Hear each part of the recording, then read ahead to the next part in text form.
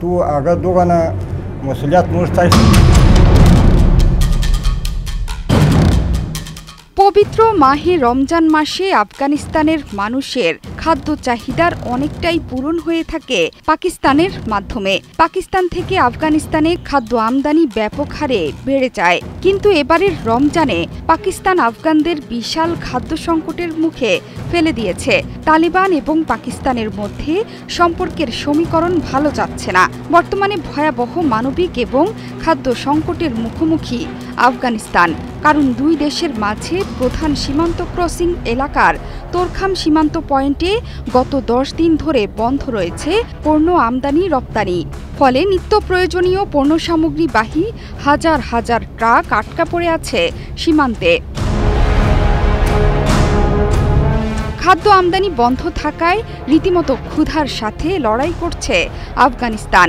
এর মাঝেই রমজানের প্রথম কার্যদিবসেই দুই প্রতিবেশী দেশের মধ্যে হয়েছে ব্যাপক সংঘর্ষ।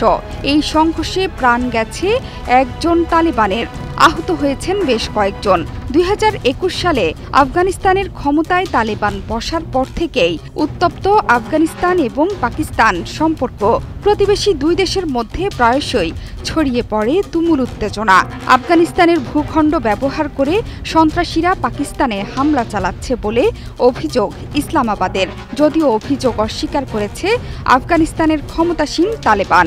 গত ডিসেম্বরে আফগানিস্তানের ভূখণ্ডে সন্ত্রাসী আস্তানা লক্ষ্য করে বিমান হামলা চালায় পাকিস্তানের সামরিক বাহিনী। এই হামলায় আফগানিস্তানের বহু মানুষের প্রাণহানি হয়। 21 ফেব্রুয়ারি প্রধান সীমান্ত ক্রসিং দিয়ে বন্ধ হয়ে গেছে খাদ্য আমদানি। দুই দেশেরই চেম্বার অব কমার্সের কর্মকর্তারা বলেছেন, সীমান্ত অঞ্চলে ফাঁড়ি নির্মাণ নিয়ে বিরোধের জেরে ক্রসিংটি বন্ধ রয়েছে। এতে আটকা পড়েছে 5000 জরুরি নিত্য প্রয়োজনীয় পণ্যের ট্রাক। এতে করে ব্যাপক ক্ষতির মুখে পড়েছেন ব্যবসায়ীরা।